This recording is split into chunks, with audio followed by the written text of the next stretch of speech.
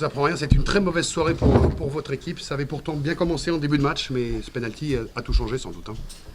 Oui, c'est une mauvaise soirée évidemment.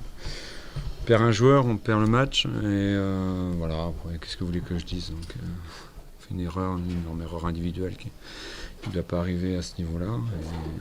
Et quand on veut se faire plaisir, eh ben on est puni tout de suite. Voilà. Vous parlez de la talonnade qui entraîne le penalty. Bien sûr. Alors après, il y a le carton rouge, on vous voit pas trop content sur le banc. C'est la double peine. C'est tout à fait logique. À aucun moment j'ai été mécontent. C'est tout à fait logique qu'on prenne un carton rouge sur cette action. L'arbitre a eu raison. Il n'y a pas contesté. J'ai pas contesté ça du tout. Bon, après ça a été compliqué. Je vous apprends rien non plus. Hein. Oui, non.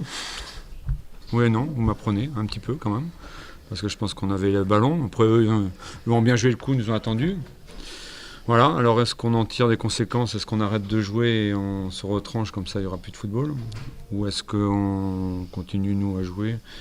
Et puis en étant certainement un peu moins naïf, je pense qu'on va se diriger vers ça, certainement. Voilà, c'est surtout ça qu'il faut tirer comme enseignement, parce que je pense que, quoi qu'on en dise, je pense qu'on a eu le ballon, on a essayé de jouer, je pense qu'on s'est créé des situations dangereuses et on s'est fait prendre en contre. Voilà, donc nous on va insister là-dessus en étant beaucoup plus propre encore techniquement, de manière à ne pas être pris en contre et à être un petit peu moins naïf, à pouvoir anticiper aussi nos pertes de balles. Qu'est-ce qu'il vous a manqué ce soir? 3 buts, on aura fait 3-3. Ouais, mis à part ça? Mis à part ça, un peu de qualité. Moins de naïveté, mais bon, il nous manque, voilà, les dés sont pipés, au bout de 30 minutes. Les dés sont pipés. On jouait à 10 contre 11, même si à 10 contre 11, je pensais vraiment qu'on allait revenir. Et on fait à nouveau une erreur, on s'est reprendre en contre à 10 contre 11. Donc voilà, on peut pas espérer beaucoup mieux aujourd'hui. Voilà, je regrette surtout l'expulsion parce que ça nous fait mal, quoi. On perd un joueur sur ce coup-là, donc c'est ça qui est le plus ennuyeux. Voilà. Merci beaucoup, voilà Pascal Gatien, merci l'entraîneur de Niort. On va accueillir Christophe évidemment. Satisfait Didier, voilà, vous vouliez gagner contre Niort, vous gagnez 3-0, vous en marquez 3, vous en prenez pas, belle soirée. Hein. Ouais, sur le plan comptable, c'est une belle soirée, puisque au-delà de la victoire, on réduit un peu notre goal average, ce qui est aussi important pour la suite.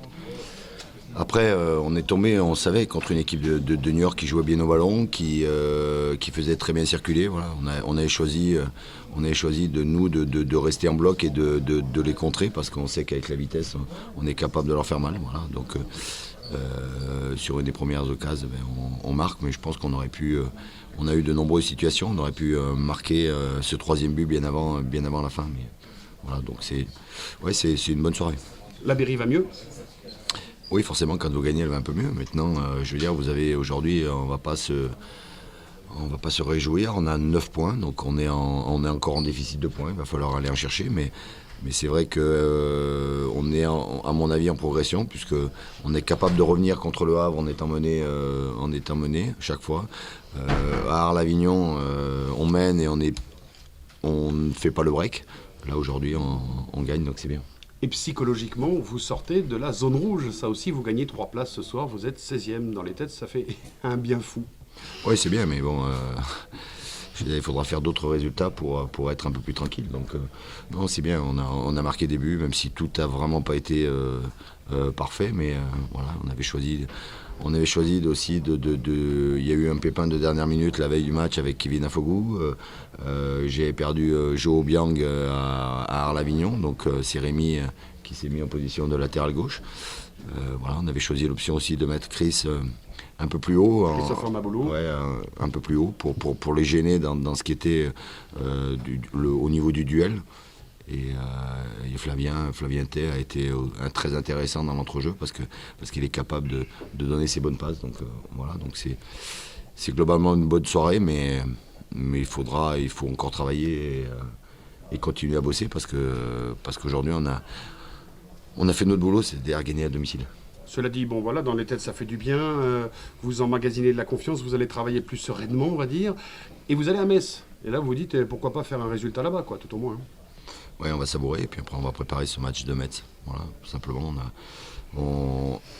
Ça fait 2 matchs qu'on est plus solide. Voilà. Donc c'est ça, c'est aussi le football quand vous êtes solide défensivement, même si vous avez des occasions contre vous. Si vous êtes solide, si vous battez les uns pour les autres, et à un moment donné, vous avez vous les occasions pour tuer le match. Voilà. Donc on prend un but à l'Avignon sur un penalty, on n'en prend pas ce soir. Donc ça, c'est aussi une progression. C'est encourageant donc.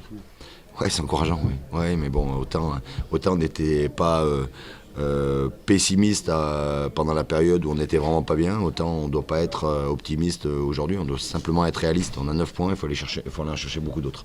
Parfait, merci. Didier Tolo, l'entraîneur de la Berry, évidemment, satisfait de ce 3.